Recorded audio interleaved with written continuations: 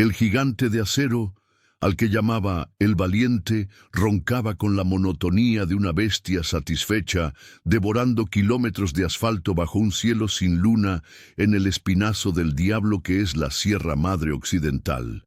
Yo, Javier Moreno, conocido en el ambiente como el Halcón, era el jinete de esa bestia, un hombre forjado a base de diésel, café amargo y la soledad de miles de noches como esta. A mis 58 años, la cabina de mi Kenworth era más mi hogar que la pequeña casa en Culiacán que visitaba entre fletes.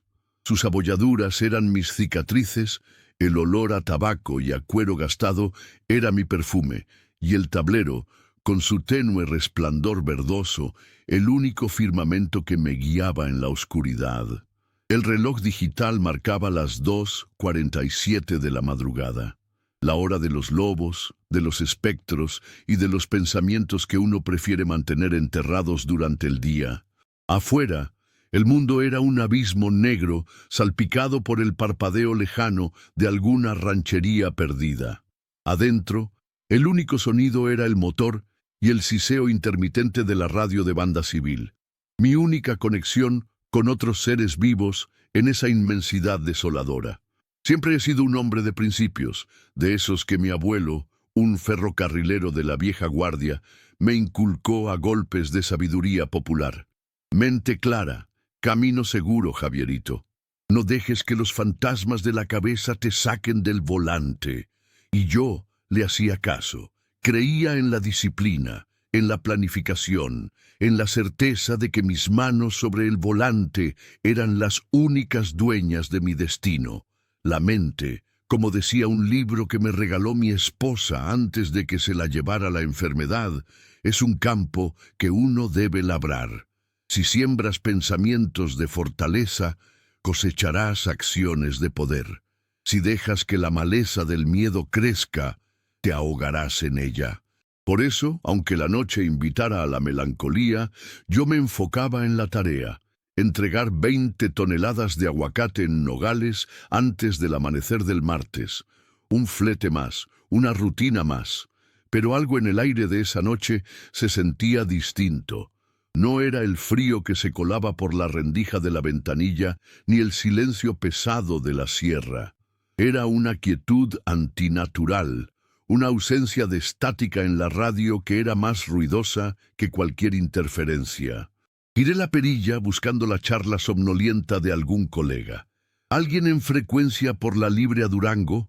Aquí el Halcón, reportando 0 novedades, no más el sueño que ya empieza a calar. Silencio. Ni un adelante mi buen, ni un con cuidado paisano. Nada, solo ese vacío que parecía absorber mis palabras. Volví a intentarlo. Prueba, prueba. ¿Algún valiente despierto a estas horas o ya les cantó el gallo a todos? La respuesta fue la misma. Un silencio denso, casi sólido. Era extraño.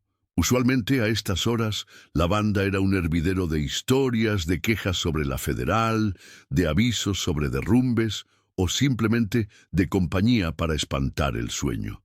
Esta noche parecía que yo era el último hombre sobre la tierra. Me encogí de hombros, echándole la culpa a alguna falla en la antena o a los caprichos de la geografía. Me serví un trago de café del termo abollado que descansaba en el asiento del copiloto, un café negro y espeso como el chapopote, el único combustible que mi propio motor aceptaba.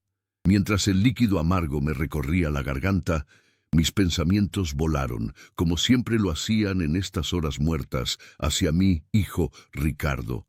Hacía casi 5 años que no hablábamos. La última vez fue una discusión agria, llena de reproches. Él, con su título de ingeniero y su vida en la ciudad, nunca entendió mi amor por la carretera. Es una vida de perro, apá, sin futuro, sin descanso, me había dicho. Yo, orgulloso y herido, le contesté que era una vida de hombre, no de oficinista.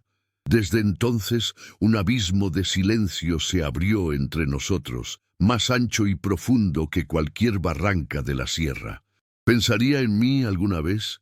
Sabría que cada kilómetro que recorría llevaba su nombre grabado en mi memoria, un recordatorio constante de mi mayor fracaso. Sacudí la cabeza, intentando alejar esos fantasmas. Mente clara, camino seguro, me repetí como un mantra. El reloj cambió a las 2:58. El tramo que venía era uno de los más traicioneros.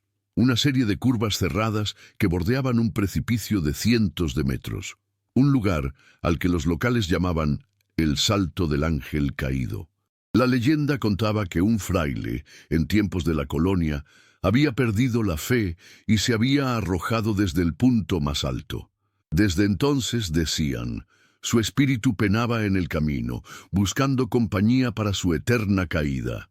Puras rancherías, como solía decir mi compadre Beto, supersticiones para asustar a los novatos.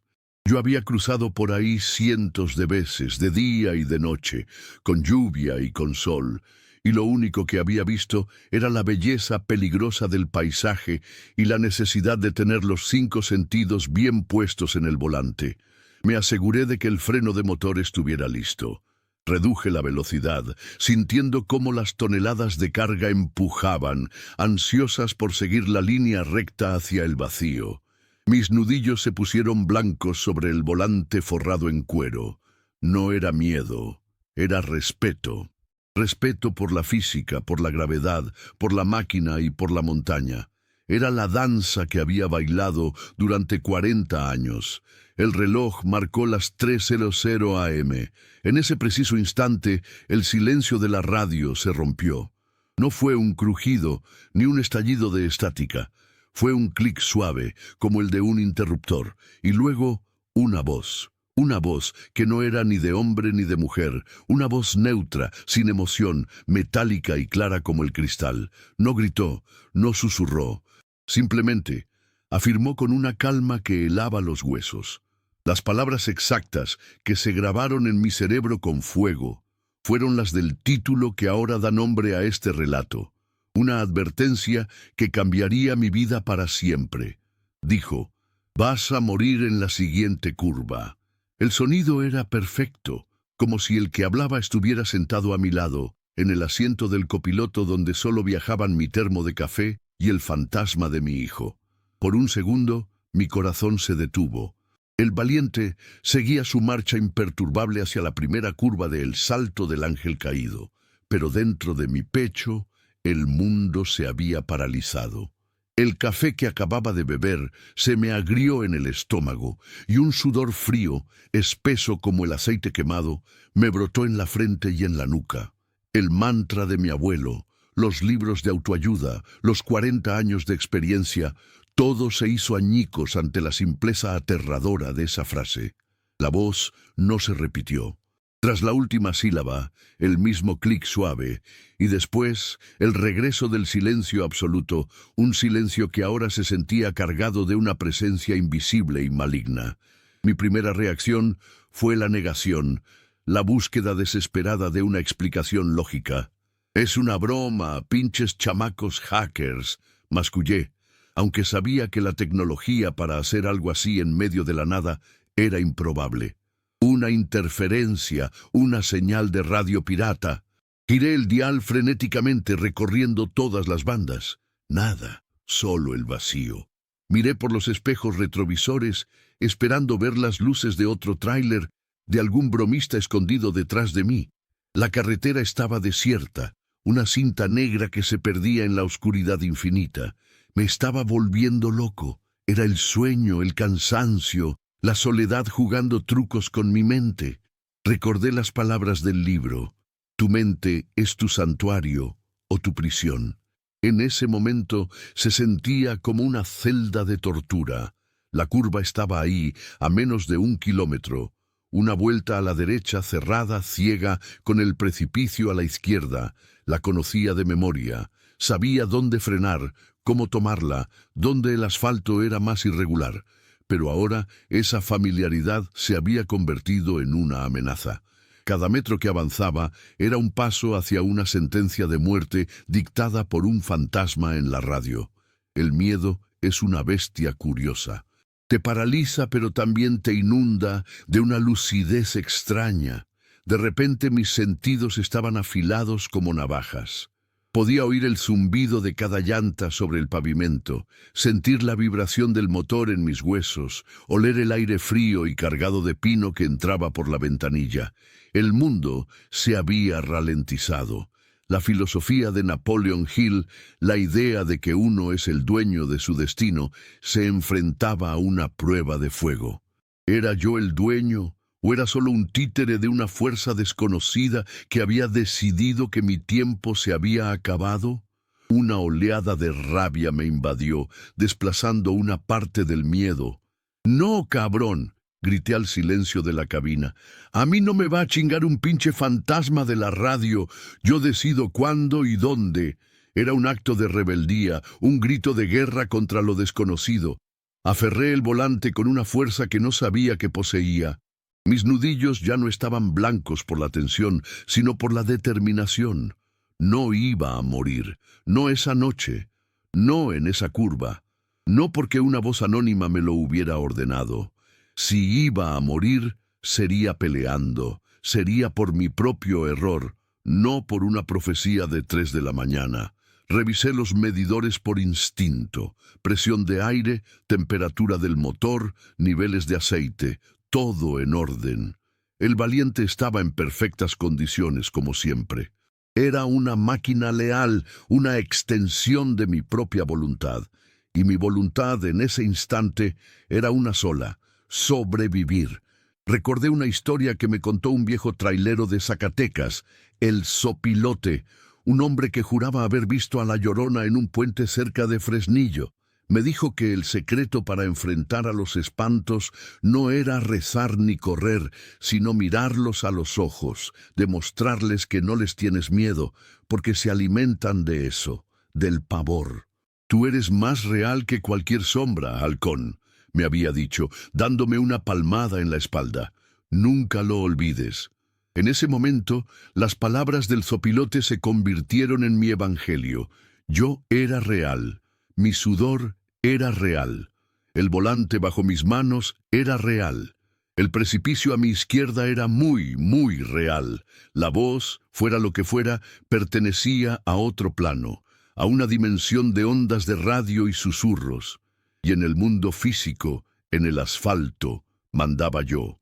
La curva estaba a 200 metros. En lugar de frenar bruscamente como el pánico me dictaba, hice lo contrario. Mantuve una velocidad constante, reduciendo gradualmente, con suavidad, usando el freno de motor para que las balatas no se sobrecalentaran.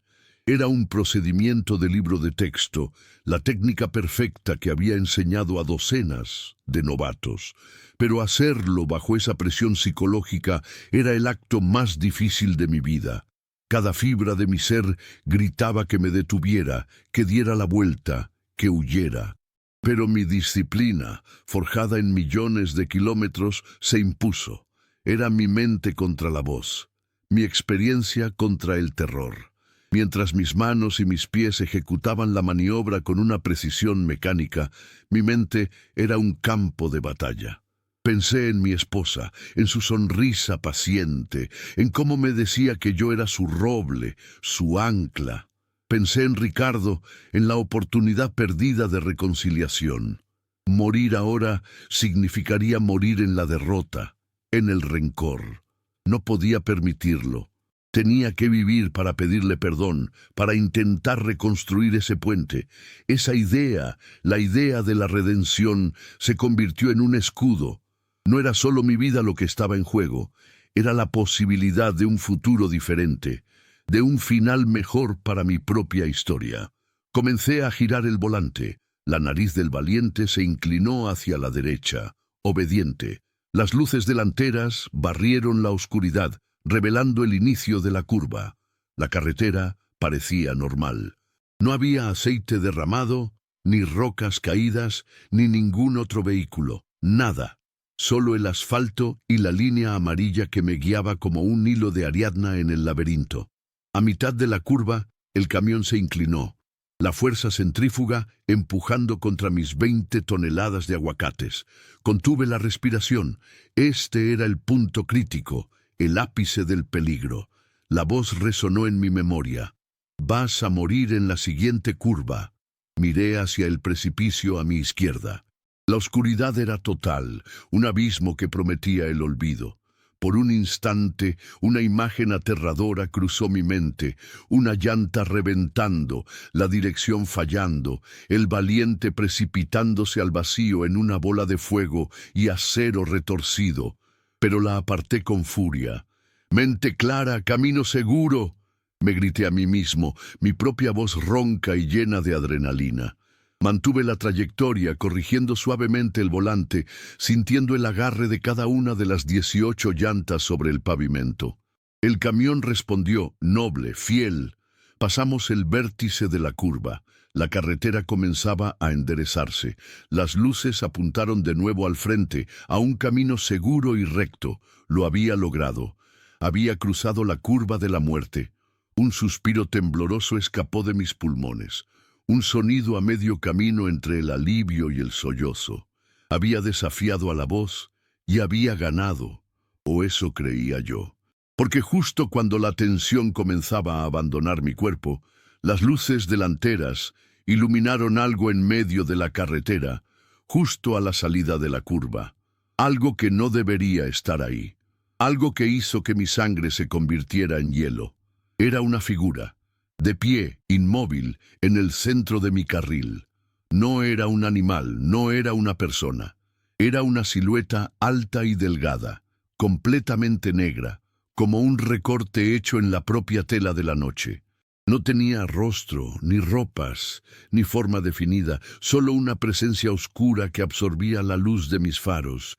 Mi pie, por puro instinto, se aplastó contra el pedal del freno.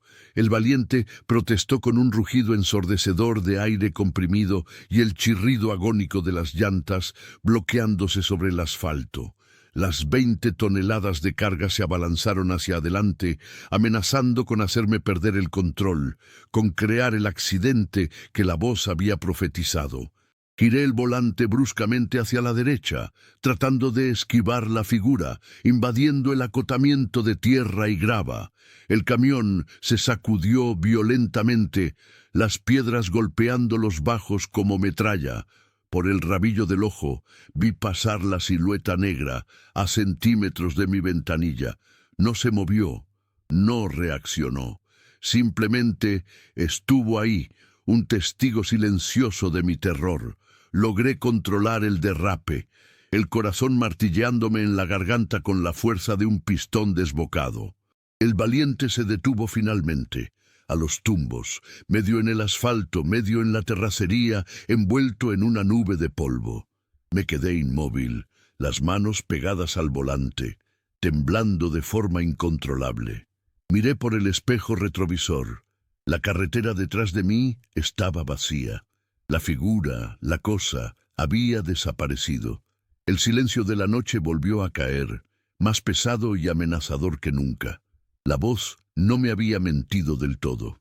No había muerto en la curva, pero una parte de mí, la parte que creía en un mundo lógico y predecible, acababa de morir en ese preciso instante. La prueba no había terminado al salir de la curva. Apenas acababa de empezar. Me quedé allí, en la penumbra de la cabina, por un tiempo que me pareció una eternidad. El motor del valiente seguía ronroneando, un sonido que normalmente me tranquilizaba, pero que ahora parecía burlarse de mi estado de shock. Mi respiración era agitada, mis músculos dolían por la tensión. Lentamente, como un hombre viejo, abrí la puerta y bajé del camión. Mis piernas se sentían débiles, como si no fueran mías. El aire frío de la sierra me golpeó la cara, ayudando a despejar un poco la niebla de pánico que envolvía mi cerebro. Saqué una linterna de la guantera y con mano temblorosa apunté el haz de luz hacia el lugar donde el camión se había detenido. Las marcas de los neumáticos eran profundas, 2 cicatrices negras sobre el asfalto que contaban la historia de mi frenada desesperada. Seguí las huellas con la luz, caminando hacia atrás, hacia el punto donde había visto la figura. No había nada, ni huellas, ni sangre, ni rastro alguno. Era como si la aparición hubiera sido un espejismo, una alucinación producto de mi mente aterrorizada. Pero yo sabía lo que había visto. Era tan real como el miedo que todavía me recorría el cuerpo. Caminé por el borde de la carretera, el haz de la linterna barriendo la oscuridad. Inspeccioné el camión. Las llantas estaban intactas, los rines no parecían dañados por el paso sobre la grava. El valiente, mi fiel compañero, había aguantado el castigo. Fui hacia la parte trasera para revisar la carga, temiendo encontrar las puertas abiertas o algún daño. Todo parecía en orden. Fue entonces cuando lo vi. En la puerta trasera derecha del remolque, justo en el centro, había una marca. No era una abolladura ni un rasguño. Era la marca de una mano grande, de dedos largos y delgados, impresa en el polvo que cubría la superficie metálica. La marca era perfecta, cada línea de la palma, cada falange, definida con una claridad imposible. Pero lo más escalofriante era el color, no era una simple huella en el polvo. La marca misma era de un negro profundo, como si la mano que la dejó estuviera cubierta de hollín o de ceniza. Me acerqué, mi corazón latiendo con fuerza. Toqué el borde de la marca con la punta de mi dedo. Estaba fría, de un frío antinatural que parecía chupar el calor de mi piel. No era hollín, no era pintura. Era como si el propio metal se hubiera quemado, se hubiera teñido de oscuridad en ese punto. Era la prueba irrefutable de que no lo había imaginado. Algo o alguien había estado allí. Algo había tocado mi camión. La voz, la figura, la marca, todo estaba conectado. Esto no era una broma, no era una alucinación, era algo más. Algo antiguo y malévolo que habitaba en esa carretera. Regresé a la cabina, cerré la puerta y le puse el seguro. Un gesto inútil contra una amenaza que no parecía regirse por las leyes físicas. Me senté en mi asiento, sintiéndome violado, invadido. Mi santuario, la cabina del valiente, ya no se sentía segura. La presencia de esa voz, de esa figura, se había quedado impregnada en el aire. Encendí un cigarro. Mis manos todavía temblaban tanto que me costó acertar con el encendedor. La primera calada me supo a ceniza, pero me ayudó a anclarme en la realidad. Mientras el humo llenaba la cabina, mi mente empezó a trabajar de nuevo, no con la lógica fría de antes, sino con una nueva lógica, una que aceptaba la existencia de lo imposible. ¿Qué era esa voz? ¿Qué era esa figura? ¿Por qué yo? Las preguntas se agolpaban en mi cabeza, sin respuesta. ¿Era el espíritu del fraile del que hablaba la leyenda, o algo peor? Recordé las historias que se cuentan en los paraderos, en susurros, después de la medianoche. Historias de trailero fantasma, de pactos con el diablo en un cruce de caminos, de cargas que no son lo que parecen. Siempre las había descartado como cuentos de viejas. Pero ahora yo tenía mi propia historia. Y era más terrorífica que cualquiera que hubiera escuchado. Decidí que no podía quedarme ahí, a merced de lo que fuera que acechara en esa curva. Tenía que moverme, llegar a un lugar con luz, con gente. El próximo paradero, el oasis, estaba a unos 50 kilómetros. 50 kilómetros que ahora me parecían la distancia a la luna. Puse el motor en marcha. El sonido familiar me dio un ápice de valor. Engrané la primera y con cuidado reincorporé al valiente a la carretera. Al pasar de nuevo por el lugar del encuentro, no pude evitar mirar. No había nada, pero yo sabía que me observaba. Podía sentirlo en mi nuca, una mirada fría y vacía desde la oscuridad del precipicio. Conduje el resto del camino a el oasis, con una tensión que me dejó los hombros y el cuello hechos piedra. No encendí la radio. No quería volver a escuchar esa voz. Cada sombra en el camino me hacía saltar, cada crujido del camión me erizaba la piel. Fue el viaje más largo de mi vida. Cuando finalmente vi las luces de neón del paradero a lo lejos, una ola de alivio tan intensa me invadió que casi me echó a llorar. Estacioné al Valiente en la línea de tráileres, lo más cerca posible del restaurante iluminado, entre otros dos gigantes de acero, buscando la seguridad en la compañía de mis pares. Apagué el motor. El silencio que siguió fue bendito. Me quedé un rato más en la cabina, intentando calmar mis nervios antes de enfrentar al mundo. Miré la marca negra en el remolque a través del espejo. Estaba ahí, un recordatorio oscuro y tangible de mi encuentro con lo imposible. Sabía que esta noche no había terminado. Había sobrevivido a la curva, sí, pero la verdadera batalla, la batalla por mi cordura y quizás por mi alma, apenas estaba comenzando. Entré a la cafetería de El Oasis, parpadeando bajo la luz fluorescente que zumbaba como un insecto moribundo. El lugar olía a café rancio, a grasa de chorizo y a desinfectante de pino, una mezcla que en cualquier otro momento me habría resultado familiar y hasta reconfortante, pero que esa noche solo acentuaba la sensación de irrealidad que me envolvía. Había un puñado de colegas sentados en las cabinas de vinilo rojo, algunos comiendo en silencio, otros conversando en voz baja. Sus rostros cansados, curtidos por el sol y el camino, eran un espejo del mío, pero sus ojos no tenían la chispa de terror que yo sentía arder en los míos. Me senté en la barra, en un taburete que cojeaba, y pedí un café. La mesera, una mujer robusta con el nombre Lupe bordado en su uniforme, me sirvió una taza sin decir una palabra, con la eficiencia de quien ha visto pasar a miles de hombres como yo. Mientras sostenía la taza caliente entre mis manos, buscando su calor, mi mirada recorrió el lugar. Buscaba algo. No sabía qué. ¿Una señal? ¿Alguien que pareciera saber más de lo que aparentaba? Fue entonces cuando lo vi, en una mesa al fondo, solo. Era el Sopilote. Elías, el Sopilote, era una leyenda viviente en el gremio, un hombre de 70 y tantos años, flaco y correoso como la carne seca, con una cara que parecía un mapa de todas las carreteras de México. Llevaba más de 50 años al volante y se decía que conocía cada curva, cada bache y cada fantasma del país. Era el mismo que me había contado la historia de La Llorona y me había dado el consejo de enfrentar a los espantos. La mayoría de los traileros jóvenes lo consideraban un viejo loco, un contador de historias exageradas. Pero los veteranos, los que sabíamos que la carretera tiene sus propios secretos, lo escuchábamos con respeto. Verlo ahí, en ese momento, se sintió como una señal del destino. Me levanté, mi café en la mano, y caminé hacia su mesa. Él levantó la vista de su plato de huevos con machaca y me miró con sus ojos pequeños y agudos, como los del ave de rapiña que le daba su apodo.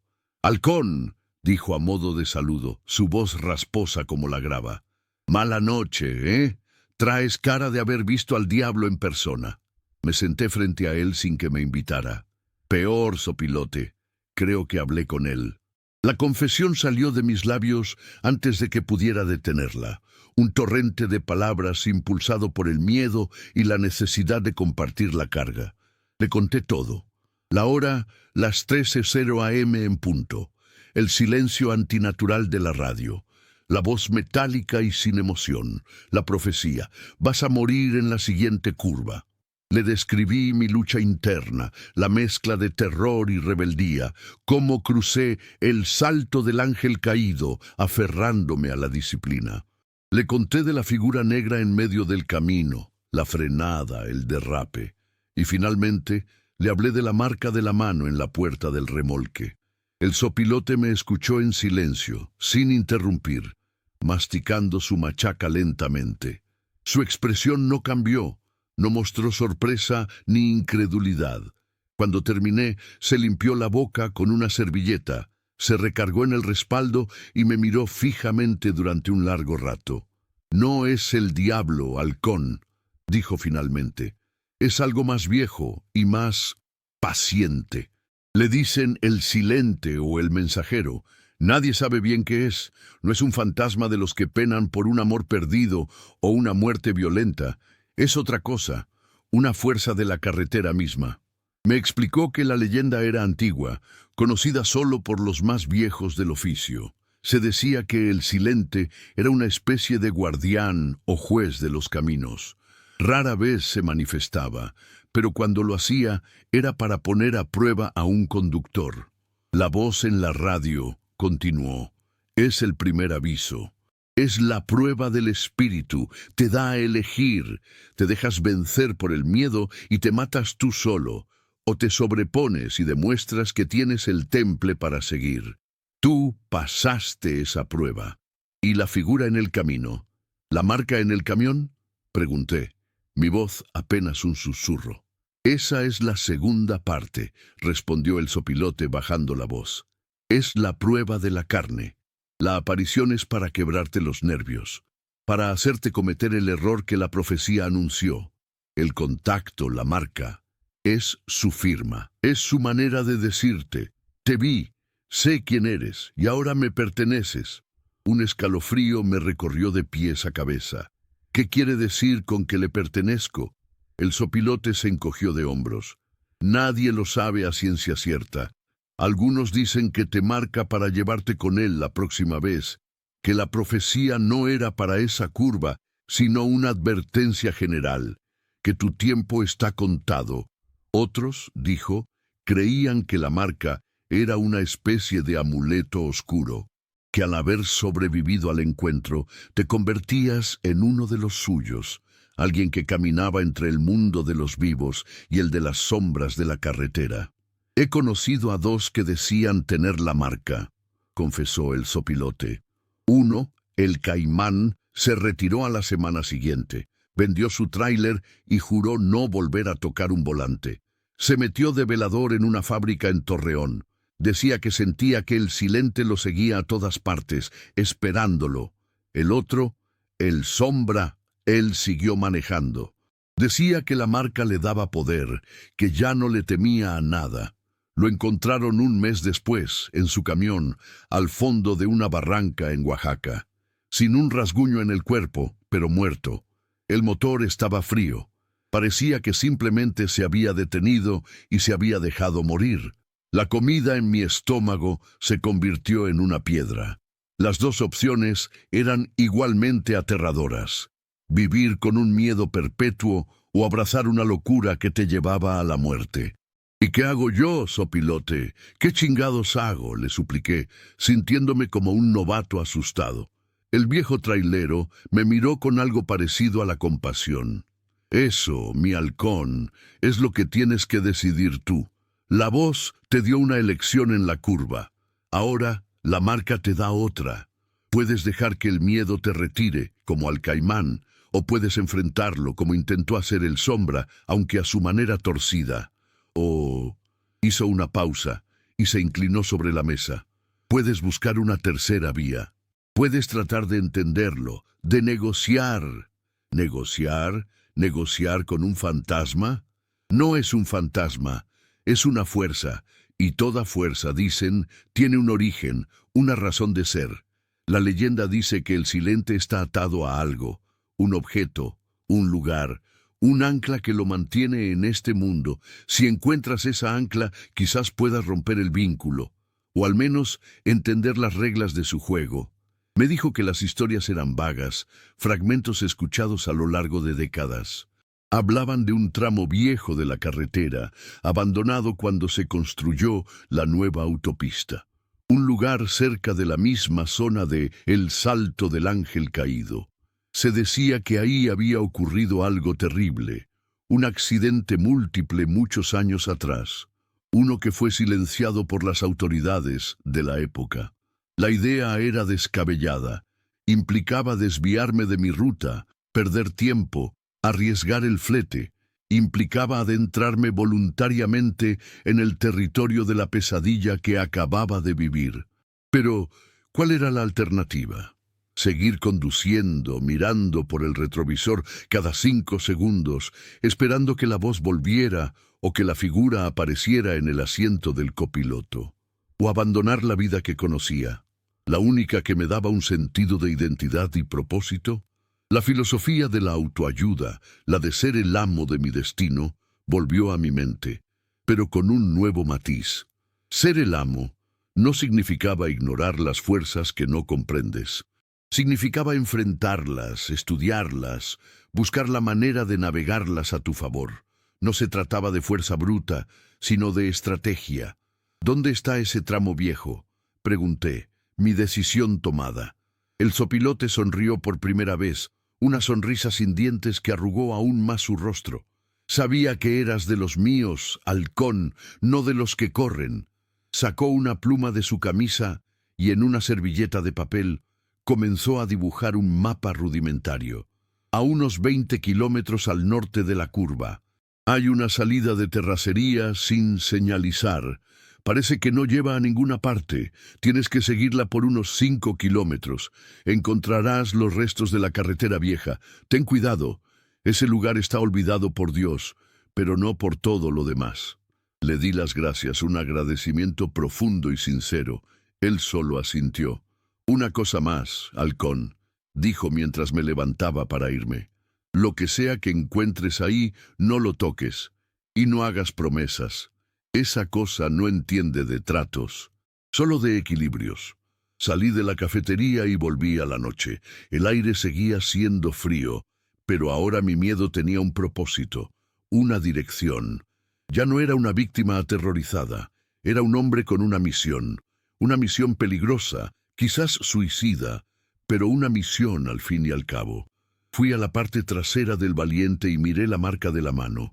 Ya no la veía como una sentencia de muerte, sino como un desafío, un mapa oscuro que me señalaba el camino. Arranqué el motor. No me dirigí a Nogales. Me dirigí de vuelta a la sierra, de vuelta al corazón de la oscuridad, en busca de una carretera olvidada y de las respuestas que, esperaba, me liberaran o me destruyeran por completo. El regreso hacia la zona del Salto del Ángel Caído fue una experiencia completamente distinta a la huida. La noche seguía siendo igual de oscura, la sierra igual de imponente, pero mi perspectiva había cambiado. Ya no era la presa, sino el cazador. O al menos eso intentaba decirme a mí mismo para mantener el valor. Cada kilómetro que me acercaba al desvío que el zopilote había dibujado en la servilleta, mi corazón latía con una mezcla de anticipación y pavor. Tenía el mapa improvisado extendido en el asiento del copiloto, anclado bajo el termo de café. La ruta era clara en mi cabeza, pero la incertidumbre de lo que encontraría al final del camino era un nudo en mi estómago. Dejé atrás el paradero, el oasis, y me adentré de nuevo en el tramo solitario de la carretera.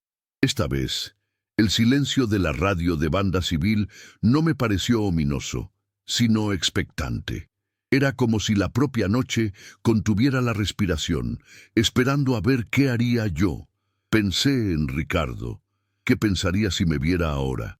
Probablemente que su viejo finalmente había perdido la cabeza, persiguiendo fantasmas en mitad de la nada. Quizás tenía razón, pero en el fondo de mi ser sentía que esto era algo que tenía que hacer, no solo por mí, sino por él también. Si lograba superar esto, si lograba enfrentar este miedo primordial y salir del otro lado, tal vez encontraría las palabras correctas para hablar con mi hijo, para explicarle no solo mi vida, sino también mis demonios. Tal vez, al enfrentar a un espectro de la carretera, podría finalmente enfrentar los fantasmas de mi propio pasado. Según el mapa del zopilote, el desvío estaba justo después de un pequeño puente de piedra que cruzaba un arroyo seco. Lo recordaba vagamente. Unos 20 minutos después, las luces del valiente iluminaron el puente. Reduje la velocidad, mis ojos escudriñando el lado derecho del camino. Y ahí estaba, apenas visible, cubierta por la maleza, una brecha en la barrera de seguridad y el inicio de un camino de tierra. Sin el mapa, jamás lo habría encontrado. Parecía más la entrada a una parcela abandonada que a una carretera. Detuve al valiente en el acotamiento, las luces de emergencia parpadeando en la soledad de la noche. Bajarme y seguir a pie era una opción, pero el instinto me decía que necesitaba al valiente conmigo. Era mi armadura, mi fortaleza rodante. Además, el camino, aunque descuidado, parecía lo suficientemente ancho para el camión. Respiré hondo, puse la transmisión en una marcha baja y giré el volante, abandonando la seguridad del asfalto por la incertidumbre de la terracería. Las llantas se hundieron ligeramente en la tierra suelta y las ramas de los arbustos arañaron los costados del camión con un sonido que me erizó la piel. El camino era angosto y sinuoso, claramente no había sido transitado en años.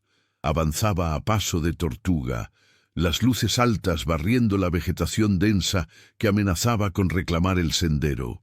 El aire dentro de la cabina se sentía pesado, cargado de olor a tierra húmeda y a descomposición vegetal. Después de unos 10 minutos que parecieron una hora, el camino se abrió y la vegetación retrocedió, revelando una franja de asfalto agrietado y descolorido. La carretera vieja. Era un espectáculo desolador. El pavimento estaba lleno de baches y fisuras de las que brotaba la hierba. Las líneas amarillas y blancas estaban casi borradas por el tiempo y la intemperie. A los lados, los restos de postes de telégrafo de madera se inclinaban en ángulos extraños, como cruces en un cementerio olvidado. Detuve el motor. El silencio que cayó fue profundo, absoluto. Era un silencio de tumba. Apagué las luces y me quedé en la oscuridad, dejando que mis ojos se acostumbraran. La luz de las estrellas, aunque tenue, era suficiente para dibujar las siluetas fantasmales de los árboles y las rocas. Bajé de la cabina, linterna en mano. El aire aquí era diferente, más frío, con una quietud que calaba los huesos. Comencé a caminar por la vieja carretera, el crujido de mis botas sobre la grava suelta, el único sonido en kilómetros a la redonda. La sensación de ser observado era abrumadora, mucho más intensa que en la carretera nueva. Era como si cada árbol, cada sombra, tuviera ojos. Seguí caminando, barriendo con el haz de la linterna de lado a lado. Buscaba lo que el zopilote había llamado el ancla. ¿Pero qué forma tendría? Un objeto, un lugar específico. Después de unos 100 metros, encontré los primeros indicios de que algo terrible había pasado aquí. Restos de metal oxidado y retorcido esparcidos por la cuneta. Un trozo de defensa, un tapón de rin, fragmentos de vidrio que brillaban como diamantes rotos bajo la luz de mi linterna. Eran las cicatrices de un accidente, o de varios. Y entonces vi algo más grande. A un lado del camino, medio devorado por la maleza, estaba el chasis de un automóvil antiguo, de los años 60 quizás. Estaba volcado, el techo aplastado contra el suelo. El metal estaba tan oxidado que parecía parte del paisaje. Me acerqué con cautela, iluminando el interior del vehículo. No había nada, solo óxido y hojas secas. Pero la imagen era potente. ¿Cuántas historias, cuántas vidas habían terminado en este pedazo de asfalto olvidado? Seguí avanzando. Unos metros más adelante encontré otro vehículo. Esta vez era un autobús de pasajeros, o lo que quedaba de él. Estaba de costado, como una ballena varada. Las ventanas estaban rotas, el interior saqueado y vandalizado por el tiempo. La pintura, alguna vez brillante, era ahora una cáscara de óxido y musgo. En el costado aún se podía leer con dificultad el nombre de la línea de transporte, Serranías de Plata. La imagen me golpeó con la fuerza de un puñetazo. Recordé fragmentos de conversaciones, historias a medias escuchadas en mi juventud. Un autobús que se desbarrancó por esta zona con decenas de pasajeros. Una tragedia que nunca fue bien explicada, de la que se hablaba en susurros. ¿Era este el lugar? ¿El origen de la leyenda del Silente? Decidí inspeccionar el interior del autobús. La puerta estaba arrancada de sus bisagras. Subí con dificultad, mis pasos resonando en el silencio metálico. El interior era una escena de caos congelado en el tiempo. Asientos rotos, Equipaje desparramado y podrido, una muñeca de trapo sin un ojo tirada en el pasillo. La tristeza del lugar era palpable, un peso en el aire que dificultaba la respiración. Caminé por el pasillo, el haz de mi linterna revelando los detalles macabros. Al llegar a la parte delantera, donde debería estar el conductor, sentí un frío repentino. La temperatura bajó varios grados. Mi aliento se convirtió en vaho. Apunté la linterna hacia el asiento del conductor y mi corazón se detuvo. Sentado al volante, o más bien en los hierros retorcidos que quedaban del asiento, había una figura. No era un esqueleto, no era un cuerpo. Era una mancha de oscuridad, una silueta hecha de sombra, idéntica a la que había visto en la carretera. Estaba inmóvil, sus manos fantasmales descansando sobre el volante inexistente, su cabeza vuelta hacia el parabrisas roto, como si estuviera eternamente condenado a revivir el momento del accidente. Retrocedí lentamente, sin quitarle la vista de encima, el miedo paralizándome. No quería hacer ruido, no quería llamar su atención, pero al retroceder, mi bota tropezó con algo en el suelo. Caí hacia atrás, haciendo un estruendo metálico que pareció sacudir todo el autobús. La figura de sombra se movió. Lentamente giró su cabeza hacia mí. No tenía ojos, pero sentí su mirada, un vacío que parecía absorber mi alma. El pánico se apoderó de mí. Me arrastré hacia la salida, desesperado, mientras la figura se levantaba de su asiento. No caminaba, se deslizaba, flotando sobre el suelo del autobús, una mancha de noche que se movía hacia mí. Salí del autobús cayendo de espaldas sobre la grava. Me puse de pie y corrí. Corrí como no lo había hecho en 30 años, el aire quemándome los pulmones, el terror dándome alas. No miré atrás, solo corría hacia la luz lejana de mi camión, mi único refugio. Llegué al Valiente, abrí la puerta de un tirón, me lancé adentro y la cerré de golpe. Giré la llave en el encendido. El motor, mi fiel motor, cobró vida con un rugido que fue la música más hermosa que había escuchado.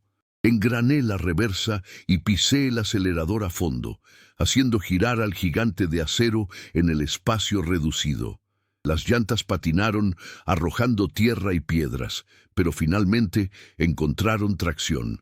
Salí de la carretera vieja a toda velocidad, sin importarme las ramas que azotaban la carrocería. No me detuve hasta que volví a sentir el asfalto sólido de la carretera nueva bajo mis ruedas. Me detuve a un lado del camino, temblando, sudando, tratando de recuperar el aliento. Había encontrado el ancla. El ancla era el propio autobús, el lugar de la tragedia. Y el silente no era un guardián ni un juez. Era el conductor, el espíritu del chofer de ese autobús, atrapado en un bucle eterno de su propio fracaso, de su propia muerte.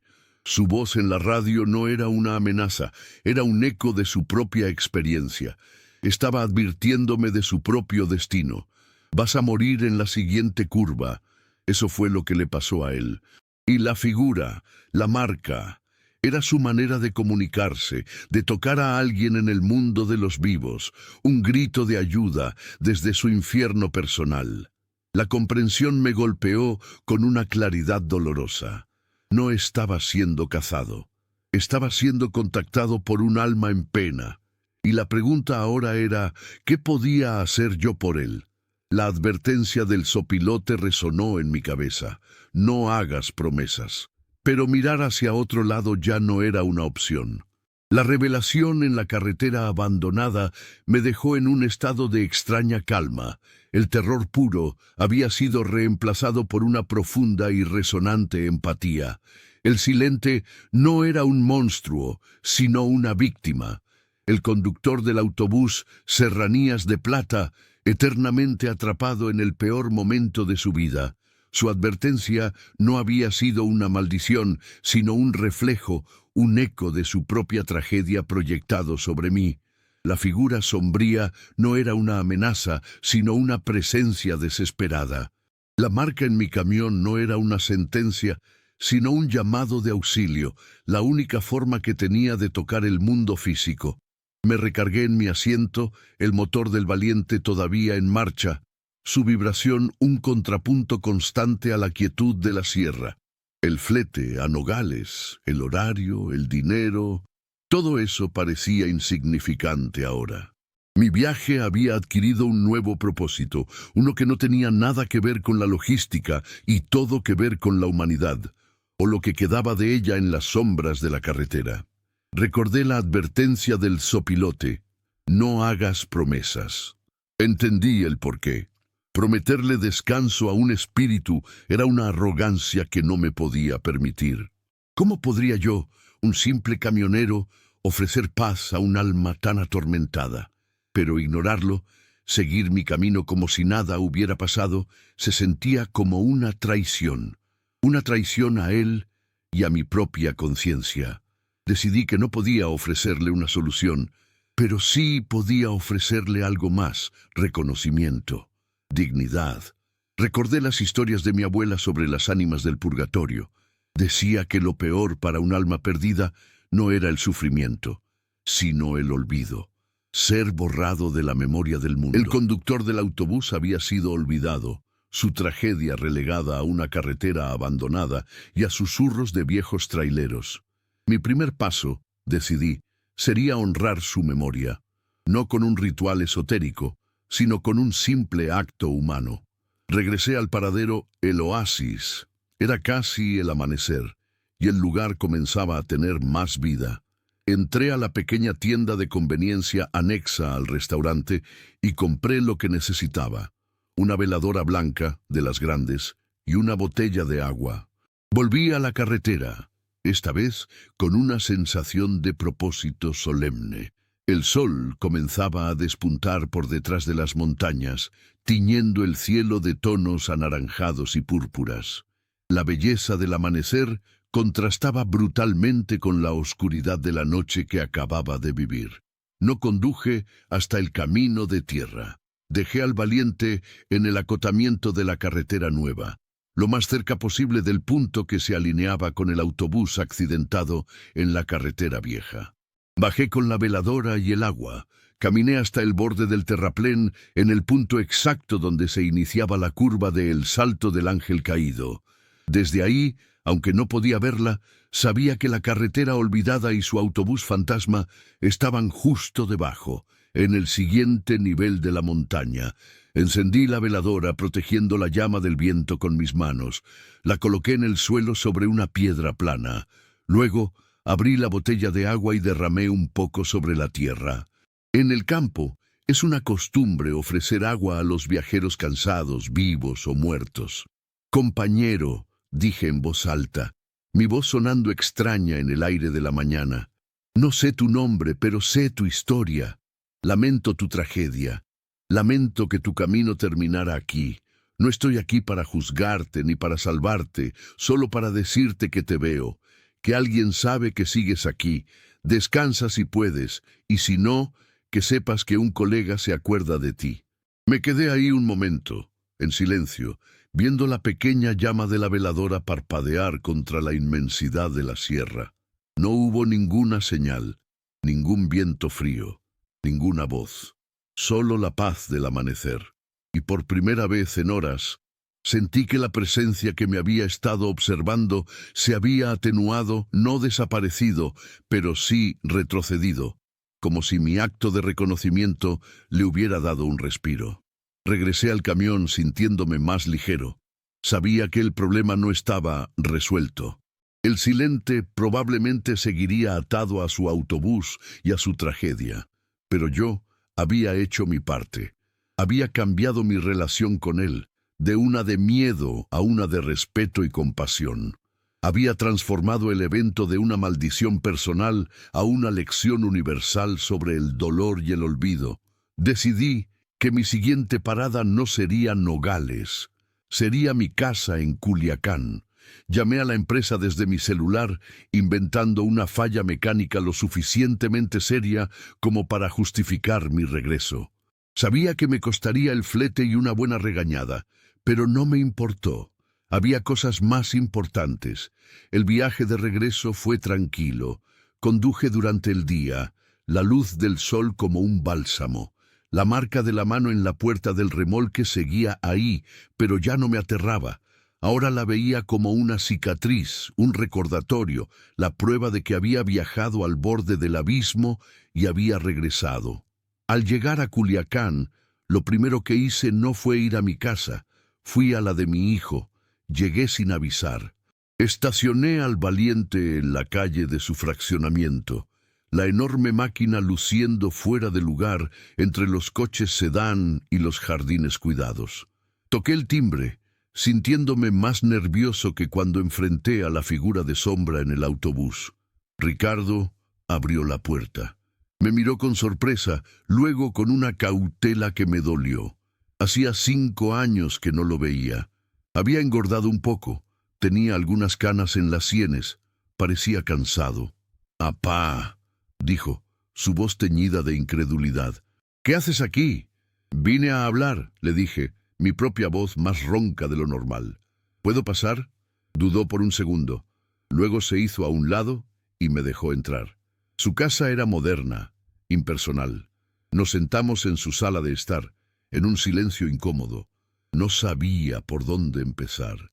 ¿Cómo explicarle la odisea de la noche anterior sin que llamara a un manicomio? Decidí empezar por el principio, no de la noche anterior, sino de nuestro conflicto. «Ricardo», comencé, «sé que nunca entendiste mi vida en la carretera, y yo nunca hice el esfuerzo por explicarte. Fui un orgulloso, un necio». Le hablé de lo que significaba para mí el camino, no como un trabajo, sino como una forma de vida, con su propio código, sus propias alegrías y sus propios demonios. No le conté la historia del silente, no todavía, pero le hablé de la soledad, del miedo que a veces se siente en la oscuridad, de cómo la carretera te obliga a enfrentarte a ti mismo, a tus errores, a tus fantasmas personales. Le hablé de su madre, de cómo su recuerdo me acompañaba en cada kilómetro, y finalmente con la voz quebrada le dije las palabras que había necesitado decir durante 5 años. «Perdóname, hijo. Perdóname por no haber sido el padre que necesitabas». Ricardo me escuchó en silencio, su expresión cambiando de la sorpresa a la confusión, y finalmente a la comprensión. Vi lágrimas en sus ojos. «Yo también lo siento, apá», dijo. «Yo también fui un orgulloso. Nunca traté de ver las cosas desde tu punto de vista». Hablamos durante horas. Le conté de mis miedos y él de los suyos. Le hablé de mi soledad y él de la presión de su trabajo, de su propio matrimonio fallido. El abismo entre nosotros comenzó a cerrarse, palabra por palabra, confesión por confesión. Al final de la tarde, cuando me levanté para irme, me abrazó. Un abrazo torpe al principio, luego fuerte, real, un abrazo que sanó 5 años de silencio. «Cuídate en la carretera, apá», me dijo. «Mucho, siempre», le respondí. Volví al Valiente sintiéndome un hombre nuevo.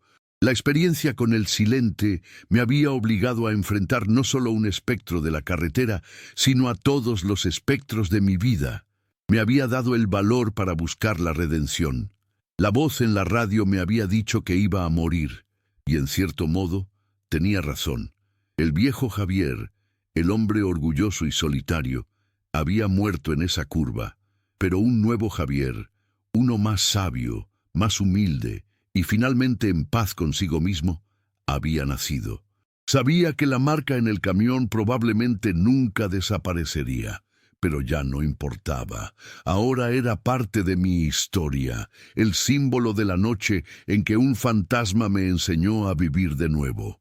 Los meses que siguieron a esa noche transformadora fueron una lenta pero constante reconstrucción. Mi relación con Ricardo floreció de una manera que nunca hubiera creído posible. Hablábamos por teléfono casi a diario. A veces eran charlas cortas, solo para saber cómo estaba el otro, para compartir una anécdota del día. Otras veces eran conversaciones profundas que se extendían hasta la madrugada. mientras yo devoraba kilómetros en alguna carretera solitaria.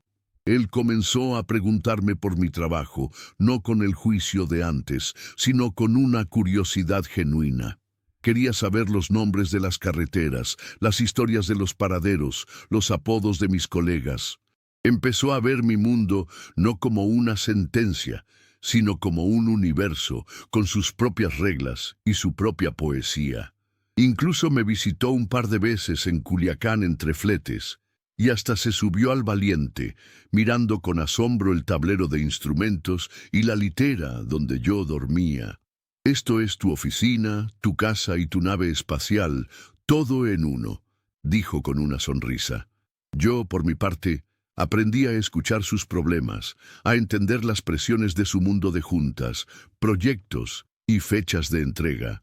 Dejé de ver su vida como una traición a mis valores y empecé a verla como su propio camino, tan válido y exigente como el mío. El abismo se había convertido en un puente. Seguí trabajando, por supuesto. El asfalto me llamaba, pero mi enfoque había cambiado. La filosofía de la autoayuda, la de ser el dueño de mi destino, la seguía practicando, pero ahora la entendía de una forma más profunda. No se trataba solo de la disciplina férrea y la fuerza de voluntad, sino también de la flexibilidad, la compasión y la aceptación de que hay fuerzas en el universo, externas e internas, que no podemos controlar, pero sí podemos aprender a navegar. Mi encuentro con el silente se convirtió en mi piedra de toque, mi secreto fundamental. Nunca le conté a Ricardo la historia completa, con todos sus detalles sobrenaturales. Quizás algún día lo haría, pero por ahora era mía. Era el recordatorio de que la realidad es mucho más extraña y misteriosa de lo que creemos. Cada vez que pasaba por el salto del ángel caído, lo cual hacía con frecuencia, realizaba mi pequeño ritual. Disminuía la velocidad, y aunque no me detuviera, decía en voz baja: «Sigo aquí, compañero, y me acuerdo de ti». Sentía que era una deuda de honor. La marca de la mano en el remolque se fue desvaneciendo con el tiempo, con el sol, la lluvia y el polvo del camino. Un día, después de un lavado a fondo en un paradero de Chihuahua, me di cuenta de que había desaparecido por completo. No sentí ni alivio ni decepción. Simplemente sentí que un ciclo se había cerrado. Un día, unos 8 meses después de la noche de la voz, recibí una llamada del zopilote. Hacía tiempo que no hablaba con él. Me encontró en un restaurante de carretera en Querétaro. «Halcón», dijo su voz rasposa al otro lado de la línea. «Escuché un rumor sobre ti». Le pregunté de qué se trataba. «Dicen que te vieron haciendo brujerías en el salto del ángel caído, que dejas veladoras y hablas solo». Me reí. «No son brujerías, zopilote, es respeto». Hubo un silencio al otro lado, y luego el viejo trailero soltó una especie de carraspera que era su versión de una risa. «Lo sabía, eres de los buenos, Javier. Oye, te llamaba por otra cosa. Un novato, un chamaco de Veracruz, pasó por la misma curva, a la misma hora. Escuchó la misma voz. Mi sangre se heló por un instante. ¿Y qué pasó? ¿Está bien?» «Está hecho un manojo de nervios», respondió el zopilote. Se detuvo en el oasis, temblando como una gelatina. Dice que algo negro se le paró enfrente. No lo pudo esquivar. Le pasó por encima. Juraría que lo había atropellado, pero cuando se bajó, no había nada. Solo una marca de mano en el cofre de su máquina. La historia era casi idéntica a la mía. «¿Y qué le dijiste?», pregunté, sabiendo la importancia de la respuesta. «Le conté tu historia», dijo el zopilote. «No toda, claro, no la parte de la carretera vieja. Le dije que a un colega, un tal Halcón, le había pasado lo mismo, que sobrevivió, que enfrentó su miedo y que ahora está más fuerte que nunca. Le dije que la voz no es una sentencia, sino una prueba, y que la marca no es una maldición, sino una medalla». Sentí un nudo en la garganta. El zopilote, a su manera, había hecho por ese novato lo que había hecho por mí. Le había dado un mapa. No un mapa físico, sino uno psicológico. Le había dado esperanza, le había dado una narrativa de supervivencia en lugar de una de terror. Hiciste bien, sopilote. Gracias. No me des las gracias a mí, respondió. Es la hermandad del camino, halcón. Nos cuidamos las espaldas contra la federal, contra los baches y contra las sombras. Ahora, la historia de ese chamaco está ligada a la tuya. Lo que tú hagas, la forma en que lleves esta carga, le dará a él y a otros que vengan la fuerza para llevar la suya. Colgué el teléfono con una profunda sensación de responsabilidad. Mi historia ya no era solo mía. Se había convertido en una leyenda, en un eslabón de una cadena invisible que conectaba a los hombres que se enfrentaban a la oscuridad de la carretera.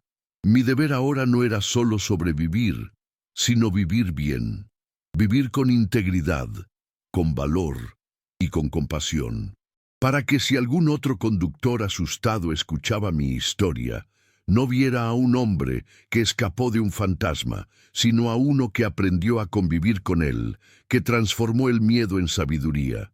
Mi vida siguió su curso, los fletes, las carreteras, las noches solitarias, pero ya no me sentía solo. Llevaba conmigo el recuerdo de mi esposa, el amor de mi hijo, el respeto de mis colegas y la presencia silenciosa de un espíritu al que le había dado un nombre y un lugar en mi memoria. Un par de años después decidí que era hora de bajar el ritmo. No me retiré del todo, pero empecé a tomar fletes más cortos, rutas menos exigentes. Compré una pequeña parcela a las afueras de Culiacán, cerca de la casa de Ricardo. Empecé a cultivar un pequeño huerto, a sentir la tierra en mis manos. Ricardo y su nueva pareja venían a comer los domingos. A veces, por la tarde, me sentaba en el porche, mirando la carretera a lo lejos, viendo pasar las luces de los tráileres en la distancia. Y pensaba en todo, en la fragilidad de la vida y en la increíble fuerza del espíritu humano. Pensaba en cómo una sola noche, una voz en la radio, me había sacado de mi camino de complacencia y me había puesto en una nueva ruta, una de redención y autodescubrimiento. La voz me había dicho que iba a morir, y lo hice. Morí a mi antigua vida para poder nacer a una nueva. Y en esa paradoja encontré no solo la paz, sino también la libertad. La libertad de ser, finalmente, el verdadero y único dueño de mi destino. A veces, cuando algún trailero joven me pregunta por la historia más extraña que he vivido, dudo. Parte de mí quiere guardar el secreto, mantener la santidad de esa noche. Pero luego recuerdo las palabras del sopilote y la cara de pánico de ese novato de Veracruz. Y entonces, les cuento. Les cuento la historia de la voz, de la curva y de la figura de sombra. Pero no la cuento como una historia de terror.